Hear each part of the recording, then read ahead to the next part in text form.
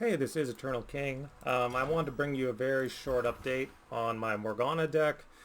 I had to do a lot of adjustments. This meta is very new. I didn't have a chance, like a lot of the other competitive players, to play on the PTE server or kind of the test server for the new cards. So a lot of this tech that I would have to include in order to be competitive has changed a fair bit. And so even just kind of learning how the new meta is shaping up, I've made a lot of adjustments to my day one Ezreal Morgana deck list by the end of the day, and I'm feeling a lot more confident about it.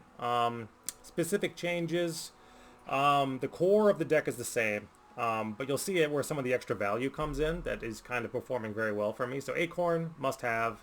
Mystic, Ruby-Eyed for the spell shield, Dark Bindings, all that stuff's the same.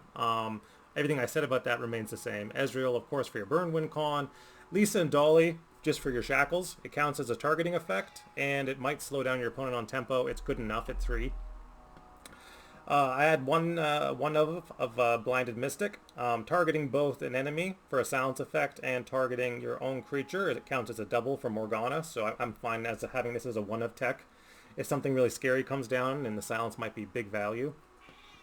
Fishmonger, I think, is the most surprising one. So Fishmonger is presenting itself as a very, very good way to punish ramp decks. And I thought that this was really more of just like a Shrooms card, and I think it works great in a Shroom shell or a Flash Bomb shell as well if you want to do traps.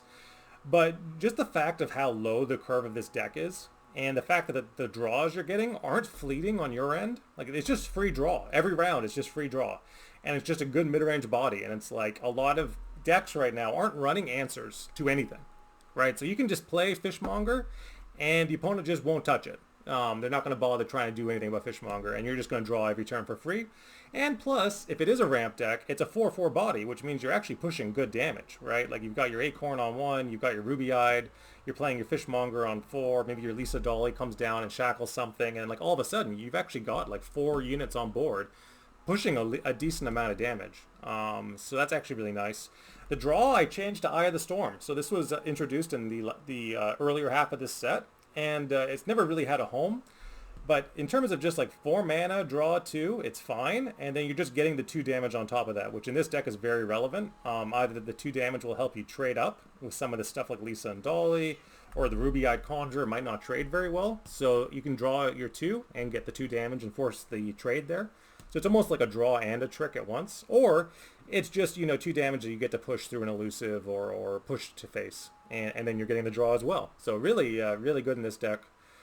Celestial Wonder, I joked about this and I thought how this card was not good enough. Right now, it's very good. Everything that everyone's playing right now is literally just board spam beef. It's just like beefy decks and board spammy beef, and that's just everything everyone's playing right now. So Celestial Wonder at 5 mana is doing fine, and maybe it gets discounted by Acorn. Morgana, of course, good card. We don't have to go over this again. Sunburst, I'm keeping as a 3 of. New addition to Shock Blast, again, with how beefy and kind of mid-rangey the meta is. It's just proven to be really good with Ezreal. Like, again, Ezreal levels so consistently in this deck 100% of the time, and he levels really fast, that Shock Blast represents like 5 damage off of an Ezreal, right? Because you put 3 to face, you target the other thing, potentially kill it.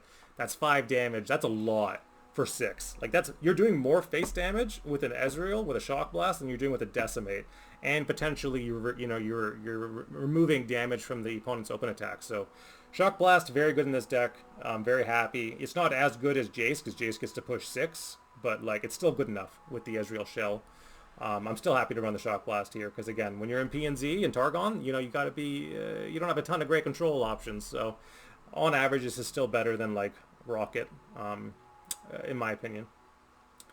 And then we were running the new 8 mana Epic, which is it targets 4 times and slows down your opponent's tempo, and it's a decently beefy body. So I'm pretty happy to run Mira here. Mira's really nice on 8. And it combos really well with Celestial Wonder and using Dark Binding aggressively, because it has Overwhelm. So that's actually really relevant, that you can stun aggressively as well if you want to push extra damage. So overall, feeling much more comfortable with this shell. I had said before that a version of this deck would do pretty well or would do decently. I still feel confident about that. Again, big beef decks are always going to feel better than this sort of like mid-rangey P&Z shell, which is going to feel kind of weird. But yeah, it's okay. It's not bad. It's not terrible. I'm pretty happy with it.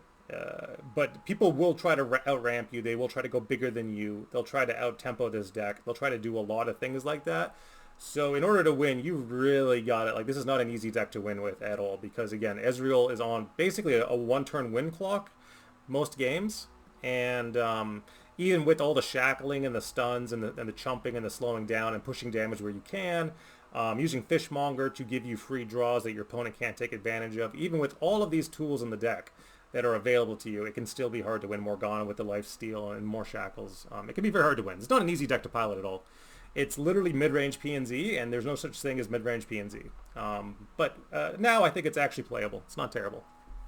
And that's good enough for me. Again, day one, I don't need my deck to be degenerate and be the best thing ever. It's basically a Mogwai brew, right? Where it's like, it's just on the corner and edge of playability, and you have to work for your wins, and that's good enough. All right, this is Eternal King signing out.